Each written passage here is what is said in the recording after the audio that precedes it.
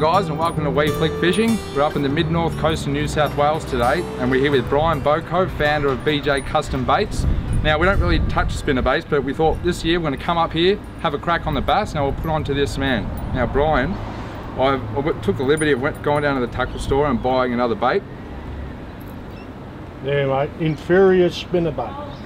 And now you've just let us into your home, and you've made us a couple of your custom baits, fully done by hand, I believe.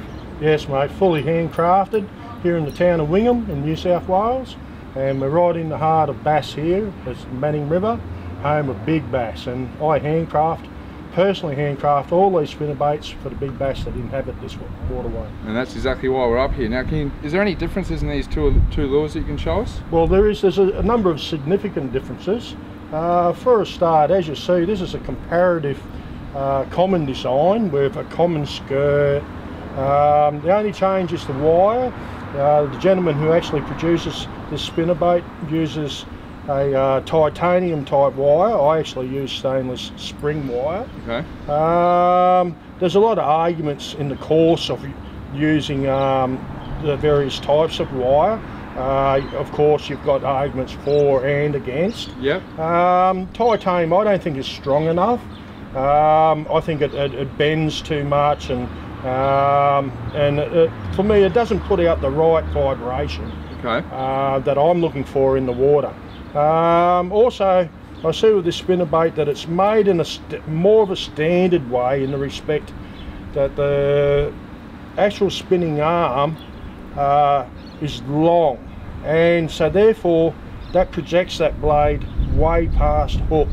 Now, in my mind, for a bass spinnerbait or even a cod spinnerbait, those two fish are relatively the same in the respect that when they come in and smack a lure, yep, they actually target the blade.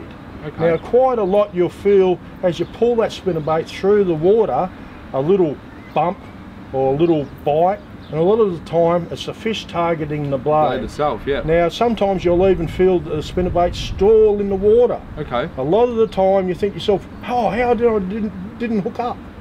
The simple reason is the fish has bit the blade and held onto the blade. And what I've noticed with yours is, look at that blade there. Yes. Now, the fish actually has to come an extra inch in front of that hook before he even touches that blade. So if it is like you say in theory the blade, if he does go for that blade, he's a goner. Well, he is. And look, relatively, you'll find that inline spinners on cod that will outfish spinnerbaits generally. And that's what got me started thinking. A lot of the time I targeted big cod in the Murray River in South Australia, but I also targeted cod in a little river system called the Broughton River. Yep. And the Broughton River actually taught me many, many things. Because it's a small, skinny creek system, the cod actually hit harder, and they hit various ways. And a lot of the time, using this particular brand actually, yep, I had the cod smack the blades and store the spinnerbaits mid-water with no resulting hookup. Yep. Now, the other thing is, I don't like to use stinger hooks. Now, I'm against it in the respect for cod. Now, cod, you don't need a stinger hook. Well, you actually do with this design to make up the distance to the end of the blade. Yeah, which is a costly exercise as well, but adding stinger hooks. And so in my mind, a stinger hook in tight countries is an extra hook that's going to hook up. Yep. Okay. So therefore, you're going to have a hard time getting that spinnerbait back. Yep. You know, and it's all good for the company involved, but you have to go out and buy another spinnerbait. That's right. You? Yeah. Right. But with mine, there's a clear hookup. Well before the blade. Yep. If he's targeting the blade. Now, by the way, just another significant difference with these two. As you can see, they're both Colorado blades. Yep. This one's specifically designed for bass. This one is specifically designed as an all-rounder for perch, redfin, bass as well. Yep. But also you could use this in the salt for flathead. Okay. Yeah. Now, this has got a size 3 Colorado, which we actually use because we actually like to have the bait swimming lower in the water column. Yep. And tracking a lot straighter. We use a size 4 on this. That's a little bit more added thump in the water, Single blades enabled that spinnerbait to be able to travel at that constant depth. Yep. So that's why we stay at a single blade. And that puts out a more inviting call for perch and those species of fish. Yep. That little bit bigger of a blade. Yeah, causing more of a fuss. Yeah. But if you notice with both of them, one's a lot smaller. The blade falls well short of the point of the hook. Yeah. So all fish that target the blade, whether they come from the top, the side, they're going to find that hook every time. Whereas this spinnerbait, as you can see, is well off. They can take that any which way almost. Yep, that's right. And miss that hook every time. It comes in from there. Well, look, you've got to have that stinger there for any hope of a hooker. Yeah, which is more cost, which is no good. Well, that's right, you know. And look, there are times when bass do short strike. Yep. And I actually sponsor the Australian Bass Electric Bass Champion. He actually runs stingers on his spinnerbaits. Yep. Because he likes the security of that extra added hook. Up, yep. So, you know, like he's secure in the knowledge that he's getting that second hook in. Yep. Now, bass are very notorious. They actually sit behind the hook and just nip it. Yep. Okay? So that second hook at times can swing in underneath the jaw. You get your hook up and hook in there, okay?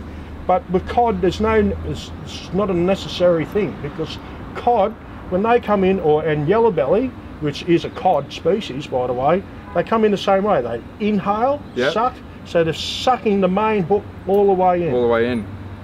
Whereas here, they can actually suck in the blade before they even touch the hook. That's exactly right. So it's a really unique design you've actually come up with by yourself, or have you had a bit of input from others? I actually had a lot of input, like everyone that goes fishing.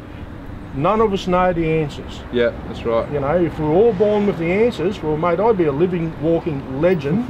And I reckon I'd have every fishing god in Australia follow me just for the answers. That's right.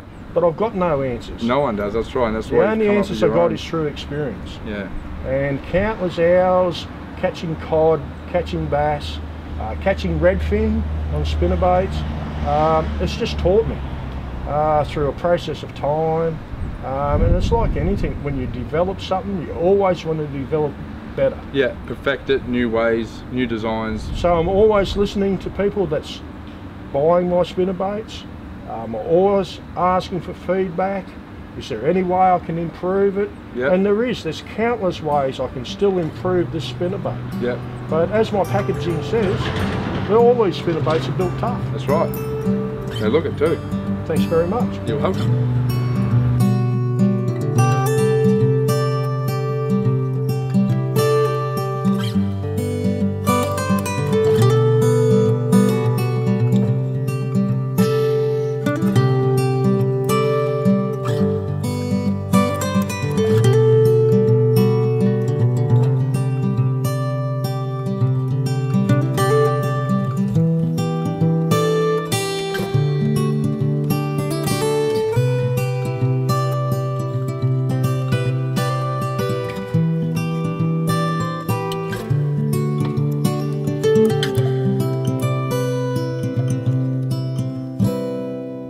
Right, thanks Brian, we're pumped to go out tomorrow.